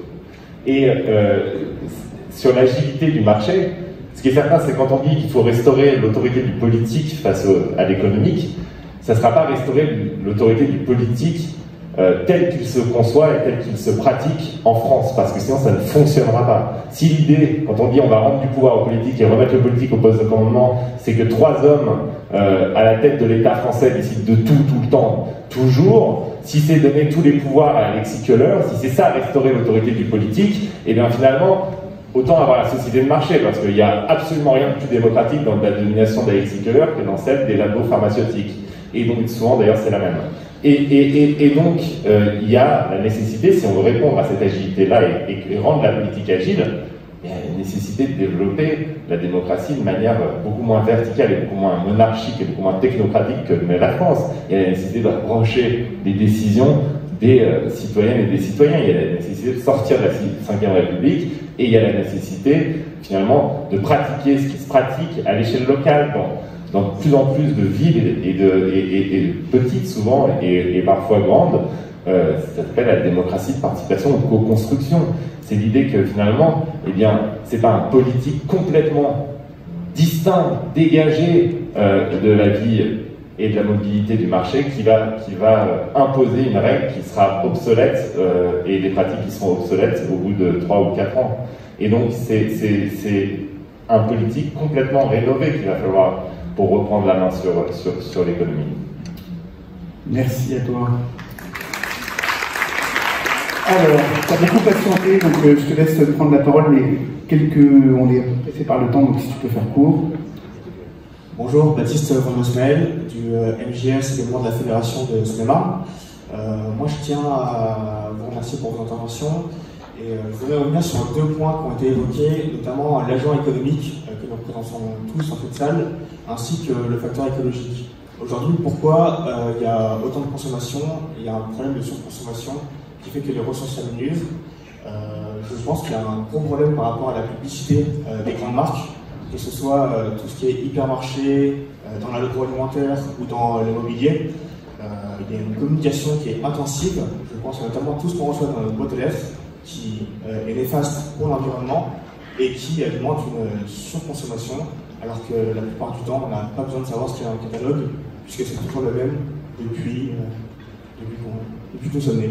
Voilà, donc je pense que c'est bien de sensibiliser là-dessus. Merci. Merci. Et donc, une dernière intervention. Vas-y, je t'en prie, je me suis présent. J'enlève le masque. Donc, moi, c'est Morgane et je suis de la Fédération des Côtes d'Armor à Saint-Brieuc, nouvellement élue, conseiller municipal. En fait, j'interviens sur la question de la surconsommation. La nature ayant horreur du vide, à partir du moment où il n'y a pas forcément de structure non capitaliste qui s'installe sur le marché, comme on voit sur le marché du bio, en fait, il n'y a pas d'autre possibilité que d'acheter des produits qui sont des produits qu'on trouve dans les magasins à des prix à peu près abordables pour les gens qui gagnent un salaire de 1200, 1300 euros, le SMIC. Donc, en fait, les gens qui doivent se payer un logement plus vivre, manger, circuler à travers la ville, tout dépend en fait, certains venant de la campagne, n'ont pas les moyens en fait de s'acheter des produits qui coûtent 50, 100 euros dans un centre-ville, c'est pas possible. Donc, soit ils font eux-mêmes, mais encore faut-il qu'ils aient le temps, parce que se faire ses propres produits de beauté, je suis désolée, mais ça rate à chaque fois, il faut je sais pas combien de produits pour acheter, je sais pas combien de produits pour réussir. En plus, le frigo, il n'est pas toujours à la bonne température. Donc, moi, je veux bien. Mais, non. Enfin, j'ai moi-même pas les moyens, pas le temps pour le faire, et ont un salaire à peu près correct. Donc, j'imagine bien que les gens, tous les gens, la plupart des gens qui justement manifestent, ben, ils ne voient pas comme solution de faire tout par eux-mêmes. Enfin, c'est juste impossible. Donc la société alternative n'existant pas, ben, on est bien obligé de faire avec ce qui existe, et donc c'est la société de marché. Bon, l'histoire de Karl, là, moi je soustrais pas à ça. Ensuite, c'est une théorie parmi d'autres de l'histoire, il y en a des milliers. Donc je pense que de toute façon, ben, il faut faire une analyse avec les moyens qu'on a, et c'est tout. Et puis, avec les connaissances que l'on peut avoir. Et voilà, et ensuite agir. parce que la société et la nature n'attendent pas. Il y a des enfants qui patientent et qui ont envie justement que la nature, que les discriminations disparaissent et que la nature puisse continuer le plus longtemps possible. Voilà. Merci. Alors, je vais donner la parole aux intervenants que je remercie de nouveau, à la fois pour répondre aux interpellations sur la surconsommation, parce que c'était, on va dire, le fil rouge de ces deux dernières expressions. Je vais laisser 2 minutes pour pouvoir, donc à la fois, oui je sais, je suis pressé par le temps, mais 2 minutes par intervenant, ça me semble correct. Guénette, je te laisse la parole. Sur la surconsommation, sur la publicité, qui est un des véhicules pour susciter ce désir pour que la fête continue, comme je disais tout à l'heure, évidemment, c'est systémique, ça aussi. Ce qui est compliqué dans ce que disait aussi Madame, c'est que le risque qu'on voit, on entend justement de plus en plus parler par rapport à cette dissonance cognitive du consommateur, de la consommation responsable. Et ça me semble, et je sais pas comment la nommer, si vous avez des idées, parce que ça me semble très dangereux ce qui est en train de se passer aujourd'hui, parce que justement tout le monde veut consommer de manière respectueuse pour les producteurs, pour l'environnement, etc. On appelle ça consommation responsable, mais il y a, comme je vous disais, des comportements sur la croisée des aspirations et des contraintes. Et il y a des gens qui ont des contraintes. Et ce qui s'est passé dans cette crise, c'est qu'il y a à peu près plus d'un tiers des Français qui ont perdu de l'argent. Un autre tiers qui en a gagné en fait en épargnant et donc la tension et les inégalités se sont accentuées autour de cette consommation. Et ce n'est pas que les gens ne veulent pas, et ce n'est pas qu'il y a des gens irresponsables qui consomment de manière irresponsable, c'est juste que c'est très difficile en fait de se mettre en conformité.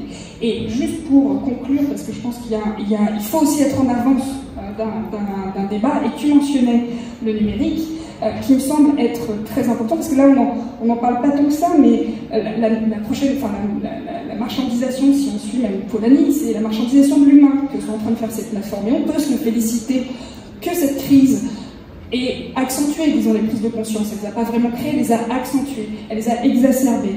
Mais dans le même temps, ça a été la grande victoire du numérique. Et la grande victoire des grands acteurs du numérique, je ne sais pas si vous avez regardé les capitalisations des Apple, Amazon, etc. Et là, en fait, et dans le même temps, la Commission, enfin l'Europe perdait son combat contre Apple, un de ses combats, parce qu'il n'était pas suffisamment préparé. Et là, je pense parce qu'il n'était pas suffisamment prêt. Et là, je pense que c'est là aussi où il faut essayer d'avoir le temps d'avance et la préparation. Et on parlait des banques, mais aujourd'hui, les banques, en fait, les gros comme Apple, sont en train de recruter tous les juristes qui étaient chez les Goldman Sachs et autres, Morgan Stanley, etc., qui ont eu affaire à ces interrogations. Parce que justement, c'est les prochains. Et donc, c'est aussi... Et la dissonance cognitive chez le consommateur là-dessus, elle va être maximum.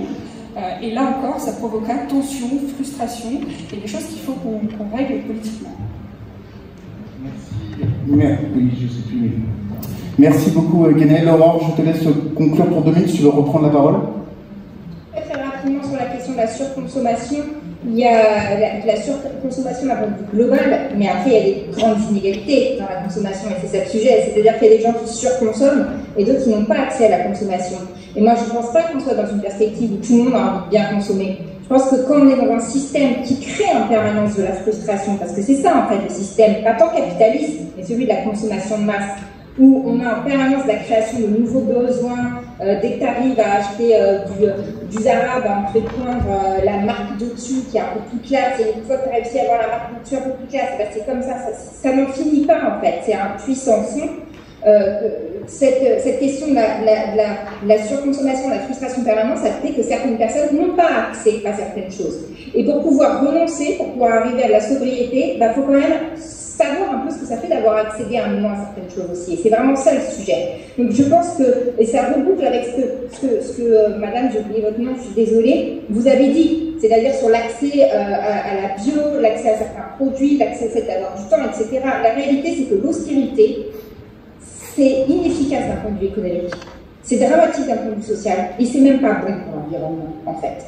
Donc pour pouvoir régler tous ces problèmes, il va nous falloir avoir un peu de cohérence, augmenter les salaires, des gens les plus faibles, rogner sur ceux des plus élevés, parce qu'on ne peut pas avoir une situation où des gens n'ont pas accès à certains biens et d'autres sont en capacité d'épargner 1000 milliards pendant quelques mois de confinement. Et il y a des choses après où il faut de la cohérence, la taxation du kérosène par exemple, ce genre de choses, et l'interdiction de la publicité aux enfants pour qu'ils ne soient pas tout de suite atteints par cette espèce de frustration permanente.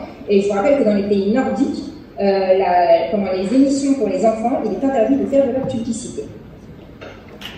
Merci. Et merci d'être rendu disponible en vidéo. Voilà, c'était une première d'ailleurs pour cette université. Alors, David. Oui, alors moi je pense que depuis une grosse dizaine d'années, nous avons franchi un point de bascule, plusieurs points de bascule en réalité, puisqu'on parle souvent des franchissements de seuils qui se multiplient ces derniers temps sur le plan écologique. C'est quand même fabuleux de voir que le temps géologique s'accélère aujourd'hui beaucoup plus que le temps historique. C'est-à-dire que la géologie va plus vite que l'histoire. Bon, on a franchi un certain nombre de seuils, ce qui montre qu'on est dans un changement de cycle. Le néolibéralisme, les 40 années de mondialisation libérale, de promesses de démocratie libérale aussi, singulièrement après 1989, sont en train de couler sous nos yeux. C'est un continent qui coule. Et il y a à la fois un militant, un philosophe et un poète que j'aime beaucoup, qui s'appelait Antonio Gramsci, qui disait le vieux monde se meurt, le nouveau tarde à venir, et c'est dans cet entre-deux que surgissent les monstres. On est dans ce clair-obscur-là. Donc, c'est pas étonnant qu'on ait du trumpisme, du national-populisme, des phénomènes morbides, en quelque sorte. Et je pense qu'il y a un enjeu pour nous aujourd'hui, qui est celui de ce réencastrement du capitalisme, de l'économie de marché, on peut appeler ça comme on veut, dans le bien public, dans la vie humaine, dans ce qu'elle a à la fois de plus biologique, de plus naturel, et dans la cohésion sociale, la cohésion républicaine, etc. C'est à la fois enthousiasmant parce qu'on a tous les défis à relever en même temps. Lutter contre les inégalités, protéger la planète, lutter contre la démocratie qui est en train de s'effondrer aussi, préserver la République et notre cadre d'action commun. Et en même temps, c'est un peu effrayant parce qu'effectivement, les phénomènes morbides se multiplient. Et c'est donc pour ça que, politiquement et intellectuellement, on a besoin d'avoir une gauche, des forces progressistes, sociales, républicaines, écologiques réarmées. Et il faut absolument qu'on sorte la tête de l'eau. Cette déprime n'est pas tenable. Et donc, moi, je forme le vœu que les mois et les années qui viennent soient ceux du sursaut et du réveil. Merci à toi, Raphaël. Est-ce que tu veux conclure cette table ronde? Ouais. Alors, je répéterai pas ce que tu viens de dire et qui est absolument juste. Juste quand vous parliez de Amazon, j'ai eu cette pensée en voyant que Jeff Bezos avait gagné 89 milliards pendant le confinement. Cette pensée qui était celle de Machiavel, en fait, qui a assisté, lui, à Florence, à la naissance à la fois de la République moderne et du capitalisme financier, et en particulier de la banque. Et il voit la montée comme ça des figures comme celle des Médicis, et il se demande finalement comment les institutions jeunes de la République peuvent résister à une matière sociale où finalement les riches seraient tellement riches, deviendraient tellement riches qu'ils parviendraient à transformer les citoyens en clients. Et il a assisté comme ça à la chute de la République, faute de quoi, dit-il? Faute d'une main supérieure qui oserait trancher les liens qui nous enserrent. Et aujourd'hui, on a besoin de cette main qui tranche les liens qui nous enserrent. Il va falloir accepter pour le politique de prendre des risques, de casser ces entreprises qui aujourd'hui deviennent trop puissantes par rapport à l'espace commun. Et là-dessus, c'est un enjeu de civilisation véritablement. Si on ne le fait pas nous, ce seront les Salvini, ce seront les Le Pen, ce seront les pires que Trump, ce qui suivra. Parce que c'est ingérable en fait pour les êtres humains de vivre dans cette société de marché. Et donc la réaction, ce sera celle d'une violence extrême et profondément antidémocratique. Si les démocraties ne sont pas capables de poser des limites à la marchandisation du monde, eh bien ce seront des mouvements insurrectionnels fascistes qui le feront. Et c'est l'enjeu d'une survie de civilisation avec ce que ça comporte en risques écologiques, en risques politiques, en risques sociaux. Et on est face à ça, et c'est pour ça qu'à mon avis, toutes les querelles qui peuvent animer la gauche et les écologistes sont dérisoires par rapport à l'époque qu'on est en train de vivre. Et notre responsabilité, c'est de savoir dépasser ces querelles pour finalement enfin produire une alternative qui sera jugée crédible par les citoyens et les citoyens qui sont réellement en quête d'alternatives. Et voilà, on le fera ensemble.